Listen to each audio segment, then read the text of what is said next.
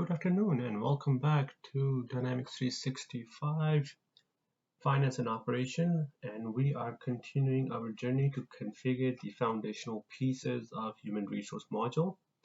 And in today's video, we will be talking about the worker task assignment. So worker task assignment is a simple configuration, and unfortunately, just like what I have mentioned in my previous video, there is no alert system for it. It's more like an informational purposes, and so we can assign a task to an employee, but that task does not show up on employee self-service workspace, for instance. So that task that does show up on the ESS is completely different than the worker task that we will be talking about today.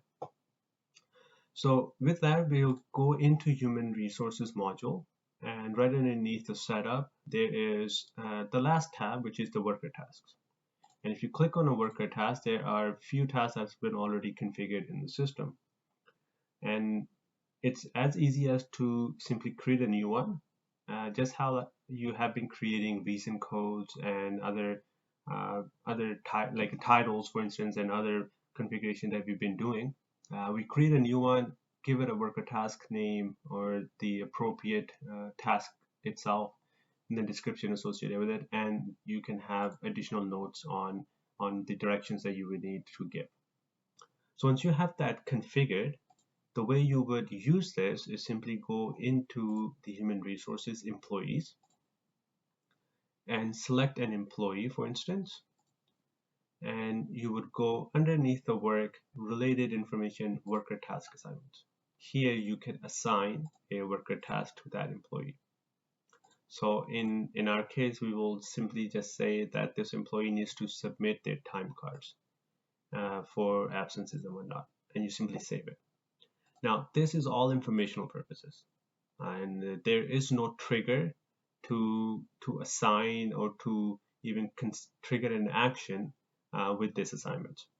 So in our case, as we have talked about in our previous video when we were talking about titles, and I think I believe we were referencing the screening types, for instance, we could create custom alerts. So in this case, we can obviously create custom alerts as well, but that's to do with the business application, what the business would require, what the HR team would require. So normally I've never used this in my experience, and to me it's there should be a bigger picture to these worker task assignments, but unfortunately as of now it's a standalone, and you can simply assign that task to an employee. And if you were to go into the employee self-service workspace, something that we'll talk about later, but I don't want to go into too much detail, you see that this task right here is totally different. So even though I've assigned a task to an employee, and if I were to assign a task to myself, even who is Benjamin Martin, which I did, and I can show it to you. So if I were to go click on Benjamin Martin, so you see I have assigned myself a task as review HR policies. And if I go into ESS, I don't see that task reflect here. So because this task is actually associated with another set of configuration, which is more applicable. And we'll talk a bit more about it, but just to give you a highlight, these tasks are applicable to onboarding and offboarding tasks, for instance. And that's where these would be updated. So with that, I think we have covered the foundational pieces of human resources. And now we can start digging into the actual processes, which was going to be a lot more exciting, to be honest.